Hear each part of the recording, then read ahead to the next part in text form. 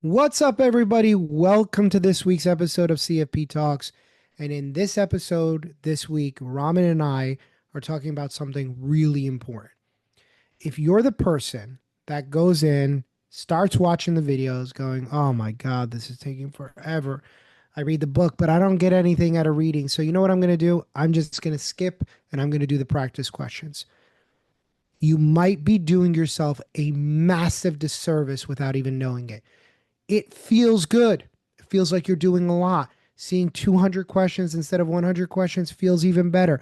300 questions, 500 questions, you get to 1,000, and you start to feel like if I can just get to two or three or four, I am setting myself up for success on the exam.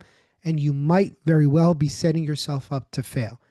So please take the time, watch what we talk about in this video and why it's so important. Now, as always, we have a couple of really important things underneath this video. Number one, our Q bank. If you are looking for the Q bank that we use in our class, we have a 7-day money back guarantee in our Q bank located right underneath this video. If you want to sit down and chat with me and you want to discuss, hey, Joe, what am I doing wrong in my studying? How can I fix this more importantly? How can I go and make the next time I take the CFP, the last time that I ever have to do this? The assessment button is right underneath this. Please always make sure to like and subscribe to this channel. Let's make your next attempt your last. What's up, man? It's cooling down. I got no complaints. We don't have the AC on. 91 degrees. 59 degrees. 59 degrees. That is quite a dramatic shift. Because when we ended class, was it 3 weeks ago? Yeah. No, yeah, It's like, like about 3, 4 weeks ago. Yeah. 3 weeks ago yesterday. Man, it feels like way longer than that. It's been a very long 3 weeks, apparently. But it was like still in the 90s. It Yeah. dropped that fast. Yeah, LA just got cold too. And obviously, you were here last week and it was raining and it's been raining all week. We've gotten actually like almost half of our rain for the season in the last Like, week. like 7 days. Yeah. It Yeah, was, it was pouring all day yesterday. yeah. And Remind me not to come to LA in November again. it honestly it sucks coming like well I'll tell you the last couple of Novembers in LA have been great because it's like still like low to mid 70s. Mm, You can still go sit on the beach during the day, but you gotta get up by 4 o'clock. It cools off and you yeah. gotta get off the beach. But this November has been it was wonderful for the first week and then it just went cold and rainy immediately. And this is not a cold, rainy city. Everything's outdoors, so like it sucks that we don't Yeah. have a lot of indoor stuff to do. Yeah. You're right. I mean, but like I said, I'm not coming to LA in November anymore. That's it. It's written That's off. it. It's written off. So I actually want to talk to you about something because now we're the window closed for the CFP. We're a little bit over a week from the time that the window closed. Yeah, yeah, yeah. And I have been meeting with people over the last 10 days or so. A lot of people who went into November didn't get across the finish line and kind of a couple different flavors that are popping their head. But one of the most interesting things that I'm hearing is most people's study plans, which are I watch the video, I do the practice quiz, I watch the next video, I do the practice quiz. And in all honesty, at this point, like I'm gonna watch a few more videos, but like they just take so long to get through the videos. Um, I'm just gonna go right to the practice questions. That's where I learn most of the stuff anyway, is by doing practice questions. And I think if I do like 30 or 40 questions a day from now until the exam, we're in December. I'll probably take a little break for Christmas and New Year's. But pretty much if I start right at the beginning of January, that gives me 2 months. I'll do 2,000, 2,200, 2,500 questions. Should be good enough. What do you think of that study plan? Well, my first question would be is like, if you use the same study plan previously, did you pass? Because if you did not, Right. don't use that study plan, basically. You know, it's funny you say that. So, after the exams are done, I normally kind of linger around on Reddit just to see how everybody's, doing on the exam. And Creep around on yeah, Reddit. creep, the Reddit creep, The Reddit yeah, creep. Reddit hates me. Reddit hates me. They think I'm there to sell them annuities or something. Um, but I try to share some feedback with people, and I'll usually have like a person or two respond back, and the funny thing is, I even offer people, I'll just say like, hey, if you want to talk to me about your plan, I'm not sitting here trying to sell you my services. Like Joe, we're so busy. Like we get students come up to us all the time, and Reddit thinks that I'm scavenging, students. I'm like, no, I run a full RIA, and I love tutoring with Joe because that's what's my passion. But we're doing all right, you know. But anyway, so what I notice with a lot of these people is they say this exactly what you said. I watch my videos, and I mean they go aggressively with like saying like I answered like 100 questions a day. I answered like 4,000 questions, and I still failed. Well, the problem is with your study plan. Mm, That's the problem. If mm. you're not gonna read the material. And I was telling the student, this person the other day, videos probably, and maybe correct me if I'm wrong, but probably have about 50% of the material. Probably. Meaning of like what material is covered in videos. Yeah. Yeah. Yeah. I mean, 50%. yeah, I mean, I think that like again, you're as a like content maker, like if we put everything that's covered on the CFP into videos, we're gonna have just 5 hour videos for everything. Yeah. So it's impossible to cover everything in a video. And I just don't get it why everybody fucking hates reading all of a sudden. Like reading is now the official enemy of the CFP student. Like when did this happen? Like why do we think we can get away with just watching a video and here's the thing is that I don't think most students are really watching a video. They're I don't like, even think they watch this video. I think you skim around. play it in the background, right? Fade in the Right. So background. like when I ask students, I'm like, how do you watch these videos? You know the number one answer is Hmm. on the treadmill. Yeah. Okay. Okay. So now I want you to think That's about this. wild. I am studying for an exam seriously, and this is not uncommon. And I didn't even know about this to one student told me, she goes, yeah, we were doing the SIE or the seven, one of those two. And I was like, okay, I need you to watch the video. And as you're watching the video, I need you to have the book in front of you. She's like, well, I try to do that, but I'm on the treadmill. And I go, why are you doing it on the treadmill? Because it's easier to do it on the treadmill than to actually carve out time. Listen, and this is incredibly important. You cannot shortcut this process with study hacks. Yeah. This is not a study hack that you can just go and, oh, I'm going to go and I'm going to study hack this because I'm going to watch the video. And here's another thing I've been hearing. I watch all the videos on 1.25, 1.5, 2x speed. Yeah. So riddle me this, Raman. What the fuck are you getting out of the video if you're watching it at 1.5 times speed? If you can't process it at normal speed, let's make it 50% faster. And now we're going to process the material. People think that just because they watched a video, you know what? I watched it. That means I should know it at this point. And look, I get it. You want to check off the box, like, okay, Yeah. my study plan says so. I'm now checking it off.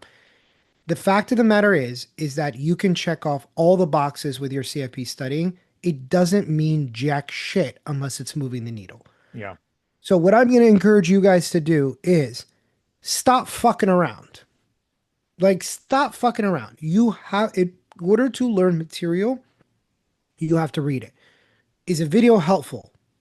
What do you think, Raman? Are videos helpful? Videos, and I'll die by the sword any day.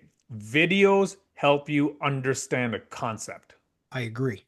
They'll help you understand. Okay, if you're reading about ISOs, and you're like, ISOs, there's bargain element, but then there's NSOs, there's ordinary income, but then there's a qualifying disposition and disqualifying disposition. Sure, watch a video on how ISOs operate, right? So you could be like, oh, now I can see how this applies. Got it. You still have to understand what a disqualifying disposition is versus qualifying disposition is. Correct.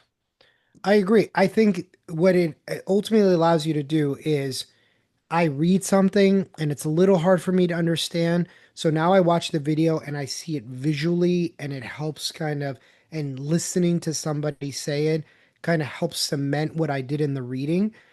But you have to kind of prime it with the reading. Yes, absolutely. So Absolutely. if you really want a video to be effective, and again, if you're watching this video and you want to just kind of blast through it and you want to check boxes, don't watch the rest of this video. If you want your studying to be effective, and listen, combined here, I've taken 3 levels of CFA. I've taken every FINRA exam you can possibly fucking imagine. Raman has taken every FINRA exam. He's taken CFP. You're studying for EA. You're not getting just collective instructor experience. We're also students. But Yes. we also know what works because we've had to do it ourselves. This is not just something we're telling you to do because we're selling our program. Obviously, we'd love for you to join our program, but we are doing this because we love doing it. But the point of what we're saying here is that if you want to study and you don't want to waste time, you're gonna have to do hard things. Period. So if you are just, I'm listening to this in the car, I'm listening, who the fuck has ever passed a test listening to a podcast? And I say that on a podcast. Yeah. Like the irony of that statement. You know, the crazy thing is, Joe, so when I study for the CF, actually any exam that I've taken so far, Mhm. I don't watch the videos to study. I don't. The CFP, I watch no videos. Zahn, I don't even know if Zahn put out videos 10 years ago. I'm not too sure. I, I didn't have them available when yeah, when I did it. So, wow, I'm yeah. old. So like, I mean, the thing is I was telling this person the other day, I'm like, listen, reading is what's going to help you understand your fundamentals. Watching a video is going to help you. Reading is what's going to help you learn your fundamentals. Watching a video is what's going to help you understand and break things down that you need clarification Yeah, on. it's going to reinforce it and bring it It's to life. yeah. And then taking practice questions is what's going to put you to work and be like, okay, do I know my fundamentals so I can attack my practice questions? Yeah. So now for the people who are gonna go, all right, John Ramen, cool. You guys have a program to sell, so of course you're gonna say this stuff. If I do a lot of practice questions, that's how I learn. What would you say to that? What's going on? Like, all right, here's the thing. If you want to do practice questions and that's how you learn and you pass the CFP exam, good for you. But if you do this process, you attack the practice questions and you keep failing, then perhaps you want to change your process at that point. Mm. Maybe the answering practice questions does not work for you, right? You may think it's working for you. You need to reevaluate and dissect your study plan and see what you're doing wrong. Do you think that based on the way that different people learn, that's for some people practice questions are better than others? Do you think that there's actually real different learning styles out there? Or do you think that people have learning styles that are far more common than unique? Hmm. I'd say I wouldn't necessarily say it's all or none. I wouldn't say like, oh, everyone has to follow a particular process and that's the only way to pass the exam. I'm sure there's people out there who have studied for the CFP exam for 6 weeks and all they did was practice questions and they barely skimmed through the book and watched videos and passed the exam. Sure. I am Mm, sure there's somebody out there they have done that. yeah, What percentage of those people have done that and they've actually successfully passed is going to be very little, single digits probably, yeah. right? The what we typically tend to focus on, Joe, and our program is based on the majority of the people. And the majority of the people who typically tend to pass the exam, they follow a well-built structure. This is why all the other programs, if you think about it, Dalton, Danko, Zahn, Kaplan, us, we have material for you to study and we have videos to help support you're studying, and then Mm, we have questions, and you have to do all three and primarily focus on studying first the material. If right. that wasn't the case, then why would these programs put out all the reading material? I think people lean way too much into I'm an audio learner, I'm a visual learner, the reality of it is that learning is it's a universal human thing. So if you sit there and go and studies have actually debunked this, and if you look it up online, this idea of my learning style, so I have to have a plan for my learning style, it's not really real. It's actually been debunked by science. So the reality of it is that, to your point, Raman, everybody needs fundamentals, right? And it's the same thing. It's like, if you ever watch a basketball player like shoot a basketball and you go, wow, that person has really good technique. We apply the same universal principles to somebody shooting a basketball, but we don't apply it to CFP. Everybody has to learn how to shoot a basketball, and your mechanics have to be a certain in a particular way. Now, will everybody have their own spin on it? Sure. Kevin Durant, who's 6'11", is going to be a little bit different than somebody who's 6'2" with a higher vertical. But the mechanics still are going to be universally the same. So like 80 to 90% of what the way that they're shooting the ball will be almost identical. Right. The same thing applies here for CFP. Like, and if you're sitting there going, well, practice questions help me learn because I feel like I actually have to think about the material. Well, no shit. Of course you do. Yeah, great. You just proved our point. Now do it without the hint of multiple choice and let's see what you really know. Yeah. Because the highest form of mastery is if you can just talk about it free flowing. Hmm. If I just give you a topic and say, go and talk about how ISOs work, explain what it is from the beginning, and do it in such a way that you can explain it to a fifth grader, then you actually know it. Yeah. And if you can't do that and you need the hint of multiple choice, then you do not know it. And doing more practice questions will not get you there. Watching more videos will not get you there. You need to change what you're doing. And guess what? 9 times out of 10, you got to get your ass back in the book and reread it and organize it and come up. So if you're looking for these gimmicks of, and it's funny, I met with somebody the other day. They weren't studying for the CFP, but they're like, I have the Kaplan Q Bank. I bought this thing from Achievable. I bought this other thing from Test Geek. I watch Capital Advantage Tutors and the Series 7 Guru online. I'm like, how many things are you Yeah. doing? All of that because they give a good summary here and they give a good summary here. Great. I can regurgitate all of that stuff because I know it. I need you to know it. Hmm. Who gives a fuck that it's written in a nice format? You need to write it. Yeah. And so I think the one thing that I want you guys to take away from this is this process requires you to do hard things. And if you're dependent solely on watching a video on a treadmill or listening to it in your car, it's gonna feel good. It's gonna feel like you're doing a lot. Hmm. But it doesn't matter how much you do, it's how you do it. Yeah.